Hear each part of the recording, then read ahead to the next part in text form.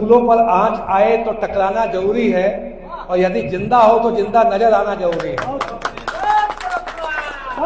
तो ये देश में अगर देखा जाए पिछले 40 सालों में जिस तरीके से जो हमारा सब समाज हमको दबाया जा रहा था, ये पहली बार, क्योंकि मैं स्वयं भी उस लहर में हूं जो ऊर्जा का जो प्रतीक दिख रहा है।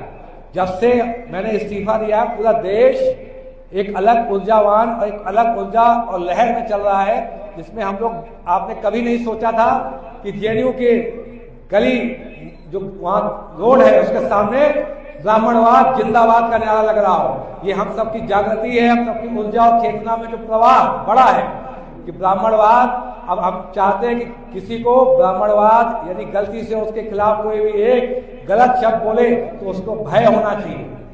हम अगले 3 से 6 महीने में ऐसा माहौल बनाने जा रहे हैं कि ब्राह्मणवाद जिंदाबाद ही बोलोगे, यदि कुछ और बोलोगे तो फिर हम भी कुछ कुछ बोलना चालू कर देंगे। आपके हमारा आत्मबल है, आप झेल नहीं पाओगे। हमारा यहाँ पे जितने लोग हैं, किसी ने बोला कि हमारे जो ब्राह्मण बंधु हैं वहां भीड़ कम होती है। वो भीड़ इसलिए कम होती है, एक ब्राह्मण बंधु जो एक महाराज पंडित जो है 3 आदमी के बराबर होता है, एक जिंदा पंडित 10,000 के बराबर होता है। तो जितने भी लोग आए हैं उसको 10,000 से मल्टीप्लाई कर लिया करो, क्योंकि हमारे ब्राह्मण लोग जो है अलग तरीके से मारते हैं। वो यहाँ से जाके एक व्यक्ति जाएगा और पूरा गांव है पलट देगा। तो ये हमेशा मैं कहीं भी जाता हूं तो हमेशा अपने ब्राह्मण समाज को हमेशा बोलता हूं, जो चेतना इस समय चल रही है इसमें आगे बढ़िए। अब मैं 2 मिनट लूंगा आपको, देश में एक बेसिक एक प्रश्न पूछना चाहूंगा। यहाँ अधिवक्ता बंधु हैं, पत्रकार बंधु हैं, क्या आपको एक अंबेडकर जी की 22 शपथ है, पता है? अंबेडकर जी की 22 शपथ, किसी को जिसको पता हो हाथ खड़ा करे। यहां देखिए, किसी को पता है अंबेडकर जी की 22 शपथ? मेरा प्रश्न समझ में आया? अंबेडकर जी ने 22 शपथ ली थी, किसी को पता है? पोस्टर कहां है? अब आगे लाइए, देखिए अब ये देश की जो निकम्मी केंद्र की सरकार है, ये आपके साथ क्या करती है। जब इसने SC/ST एक्ट में आपके साथ किया है, पोस्टर खोलिए। ये मैं इसलिए लेके चलता हूं, दिखाएं। ये 22 शपथ है जो अंबेडकर जी ने ली है, और जो इनका समाज, जो इनका गैर सनातनी समाज है, ये डेली लेता है। ये पढ़िए, पहला दिखाइए, मैं ब्रह्मा विष्णु महेश को नहीं मानता हूं। ये कोई गलत नहीं है, सिर्फ अंबेडकर जी 22 शपथ यूट्यूब में डालेंगे, लाखों लोग शपथ ले रहे होंगे। मैं ब्रह्मा विष्णु महेश को कभी भगवान नहीं मानूंगा और ना ही कभी उनकी पूजा करूंगा। दूसरा, मैं राम और कृष्ण को भगवान नहीं मानूंगा, ना ही कभी उनकी पूजा करूंगा। मैं गौरी गणपति आदि हिंदुओं के किसी भी देवी देवताओं को नहीं मानूंगा। आपने SC/ST एक्ट इनके लिए लाया है, पता? ये आपके लिए, ये कहते हैं सनातनी है। ये कोई फर्जी शपथ नहीं है। नेट यूट्यूब में डालिएगा, आपको समझ में आएगा। लाखों लोग ऐसे करके शपथ लेते हैं, हम लोग ध्यान नहीं देते हैं, हम लोग आंखें बंद करके रखते हैं। हमारे यहाँ अधिवक्ता, और अगर अधिवक्ता बंधु पत्रकार बंधु को नहीं पता तो हमारे पूरे समाज में किसी को नहीं पता। और ये सब लेते हैं बंद कमरे में, गली में, खुले मोहल्ले में, खुले मैदान में लेते हैं। जरा अभी डालिएगा अंबेडकर की 22 शपथ, आपको 50 वीडियो मिल जाएंगे। ऐसे लोगों के लिए जब सुप्रीम कोर्ट 2018 में सुभाष काशीनाथ महाजन केस आया था वर्सेस स्टेट ऑफ महाराष्ट्र, अब सब लोग बैठ जाइए, आप सब लोग बैठ जाइए, कुछ बातें सुनिए।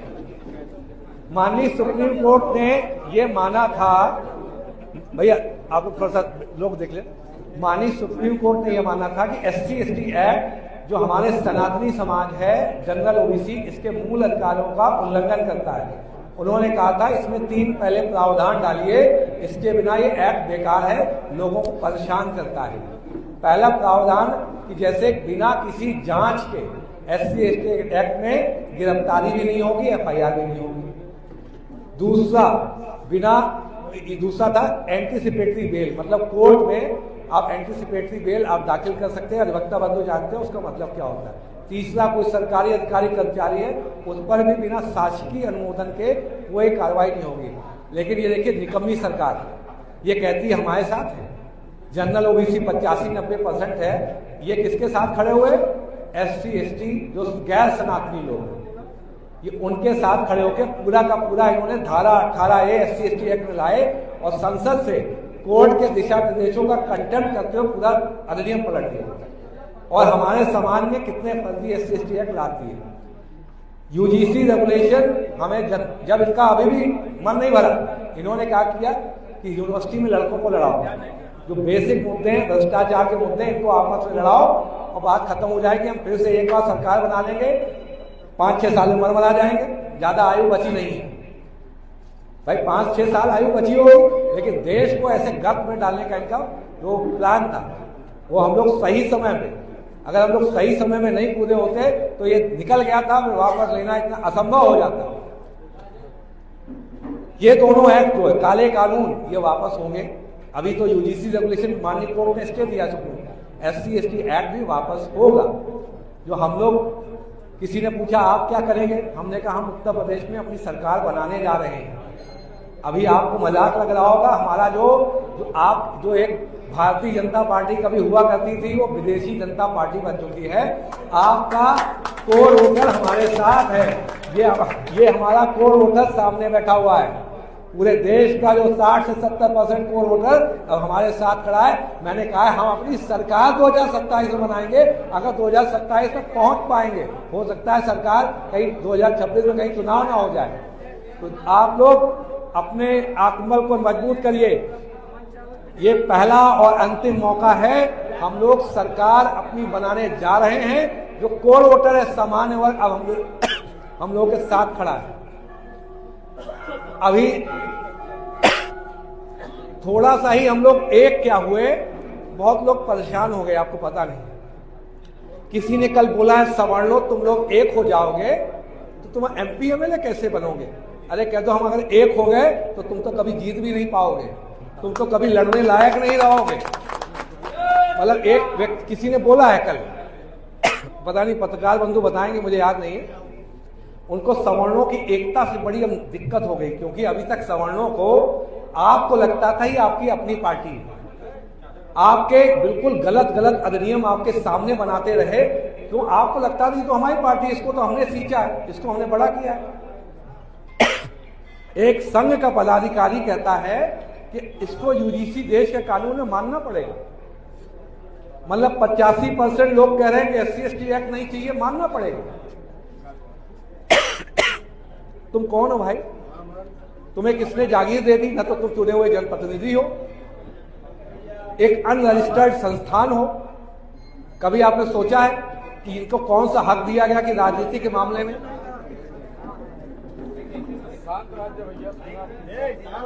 आप लोग जो ये मोर्चा देख रहे हैं, राष्ट्रीय अधिकार मोर्चा, पूरे देश में देखा जाए तो हमारे ब्राह्मण और सब समाज के, सनातन समाज के 4000 से ज्यादा संगठन चल रहे हैं जिनसे हम टच में हैं, जिनके पर्सनली, क्योंकि जब से आंदोलन हुआ है तो हम लोग और सक्रिय हुए, तो 4000 ब्राह्मण संगठनों से हम टच में हैं।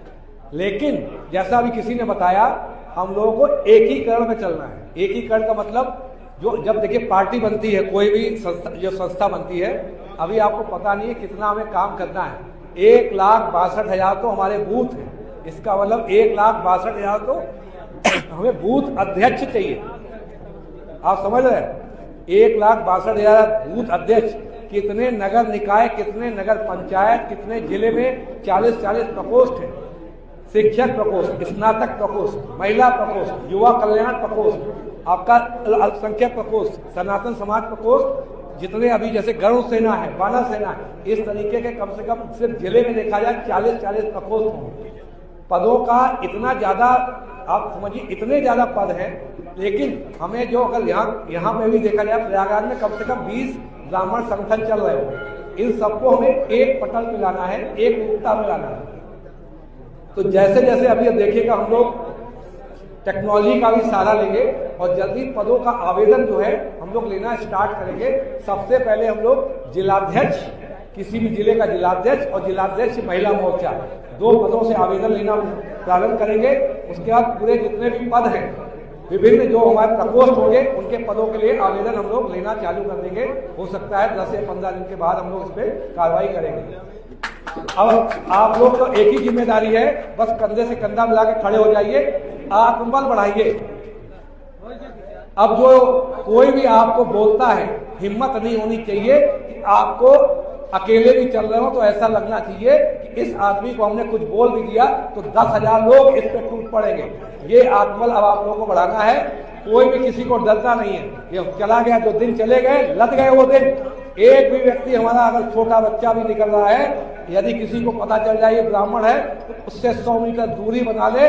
ये पता रहना चाहिए कि यदि इस बच्चे को हाथ भी लगाया तो पूरा का पूरा गांव, पूरा का पूरा मोहल्ला, पूरा पूरा ब्राह्मण समाज, पूरा पूरा, मैं तो कह रहा हूं सनातन समाज टूट पड़ेगा।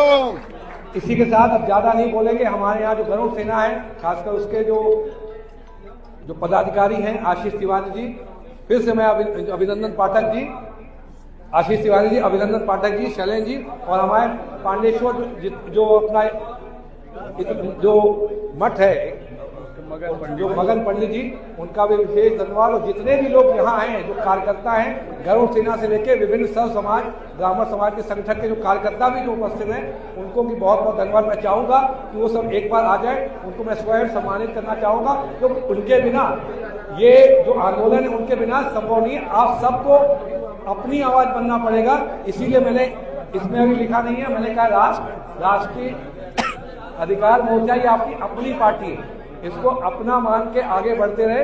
ये पहली बार देश में मौका आया है, कोई आपका अपना खड़ा हुआ है आपके अपने लिए। इसी के साथ जय परशुराम, जय हिंद, जय भारत।